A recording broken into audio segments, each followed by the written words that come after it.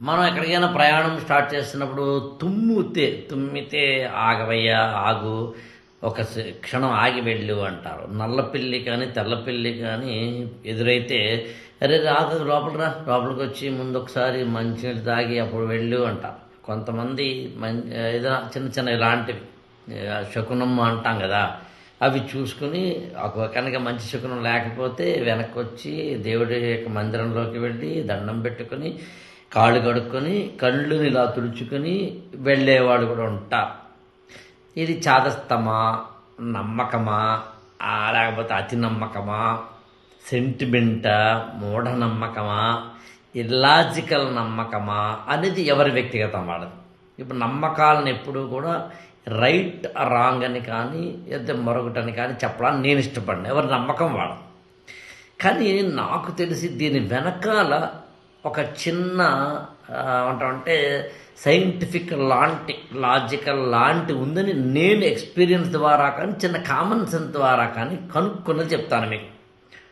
మనం ఒక ప్రయాణం చేయాలి అనుకున్నప్పుడు, ఒక చోటకి వెళ్ళాలి అనుకున్నప్పుడు ఆటో బుక్ చేసుకోవాలి, మెట్రో దాకా వెళ్ళాలి, మెట్రోలో టికెట్ తీసుకోవాలి, మెట్రోలో పలానా అమీర్పేటలో దిగాలి, అక్కడ మళ్ళీ ఆటో తీసుకోవాలి, అక్కడ మళ్ళీ పలానా ఆఫీస్కి వెళ్ళాలి. వెళ్ళినప్పుడు ఇదిగో ఈ ఫైల్లో ఉన్నవన్నీ సర్టిఫికేషన్స్ అన్నీ చూపించాలి. ఓకే, తర్వాత మర్చిపోకూడదు, అక్కడ మనం వాళ్ళకి ఇది ఇచ్చి వెనక్కి రావాలి, తర్వాత పని చేద్దాం అని మొత్తం మన ఇంట్లోంచి కదిలి మళ్ళీ ఇంట్లోంచి వచ్చేంత వరకు ఉన్న టాస్క్తో కూడిన సైక్లికల్ ఆపరేషన్స్ అన్నింటినీ మన బ్రెయిన్లో మనం ఏం చేస్తామంటే తెలుసో తెలియకుండానో, ఇంటెన్షనల్గానో అన్ఇంటెన్షనల్గానో మనం దాన్ని ఒక్కసారి రీప్లే చేస్తాం, స్క్రీన్ ప్లే చేస్తాం, మనం ఒకసారి అనుకుంటాం. ఈ అనుకున్నప్పుడు మన యొక్క మనసు లోపల సబ్కాన్షియస్ మైండ్ లోపల ఉండే సబ్కాన్షియస్ మైండ్లో పలానాది మర్చిపోయావు చెక్ చేసుకో, పలానాది గుర్తులేదు చూసుకో, పలానాది వెరీ ఇంపార్టెంట్ అని చెప్పే సందర్భం ఒకటి ఉంటుంది.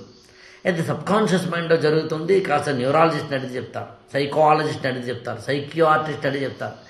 సో మన యొక్క లోపల ఉన్న ఆ ప్రపంచంలో మనకే తెలియకుండా మన యొక్క బ్రెయిన్ మనకి పలానాది మర్చిపోయావనో మర్చిపోలేదనో చెప్పే క్రమంలో మనం బయలుదేరడం జరుగుతుంది.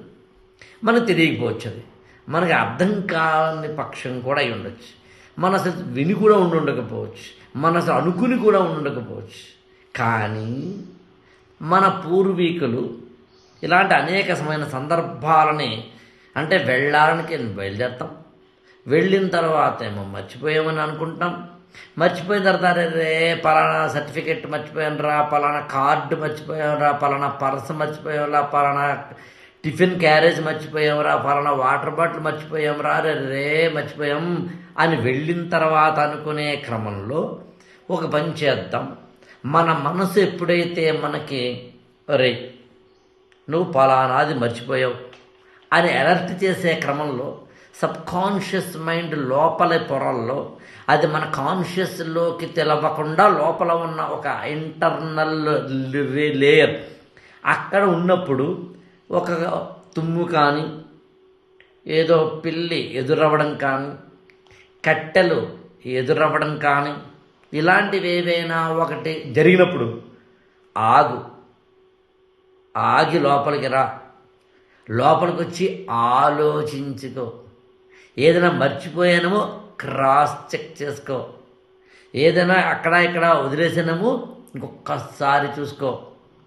వీసా మొదలుకొని అంటే పాస్పోర్ట్ మొదలుకొని, బస్సు టికెట్ మొదలుకొని, సెల్ ఫోన్ మొదలుకొని, సెల్ ఫోన్ ఛార్జర్ మొదలుకొని, వ్యాలెట్ మొదలుకొని, పర్సులో ఉన్న డబ్బులు మొదలుకొని, ఆధార్ కార్డో పాన్ కార్డో లాంటి వాటి మొదలుకొని, నువ్వు ఎవరి దగ్గరికి వెళ్తున్నావో ఏ పని వెళ్తున్నావో దానికి సంబంధించిన ఇంపార్టెంట్ డాక్యుమెంట్స్ మొదలుకొని, ఏమో కొన్ని నువ్వు మర్చిపోతే కనుక క్రాస్ చెక్ చేసుకో అని చెప్పేందుకు నల్లపిల్లి సెంటిమెంట్ అయినా, తుమ్ము సెంటిమెంట్ అయినా, నక్కో కుక్కో సెంటిమెంట్ అయినా, ఇది నేను అనుకుంటున్న ఒకటి. మనం ప్రయాణానికి వెళ్తున్నప్పుడు మనకే తెలియకుండా వెళ్దామా ఇంకా అని అనుకుంటున్నప్పుడు ఇలాంటివి ఎక్కువ జరుగుతాయనేది నా వ్యక్తిగతమైన అబ్జర్వేషన్, పరిశీలన మాత్రమే. ఇదేమి సైంటిఫిక్ అని నేనేమి నోబెల్ ప్రైజ్ కోసం దీనేమి అప్లై చేయట్లే. చాలామంది ఏంటంటే ఇది చూడగానే అంటే సెంటిమెంట్లకు కూడా సైంటిఫిక్ రీజన్ ఇస్తారో అని చెప్పి ఏదో పెద్ద ఓవర్ యాక్షన్ చేస్తారు. యాక్చువల్గా సెంటిమెంటల్ అని నేను నమ్మను వాటిని.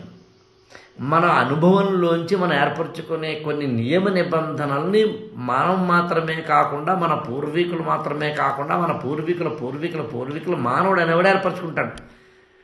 ఈ ఏర్పరచుకునే క్రమంలో మనిషికి ఏర్పడిన ఇల్లాజికల్ యాక్షన్స్నే మనం సెంటిమెంట్స్ అంటున్నాం. నేనేమన్నానంటే ప్రతి సెంటిమెంట్ వెనకాల సైన్స్ ఉందని చెప్పే ప్రయత్నము, నా సనాతనమైన వారందరూ అత్యద్భుతమైన సైంటిఫిక్ నేచర్ అని చెప్పట్లేదు నేను.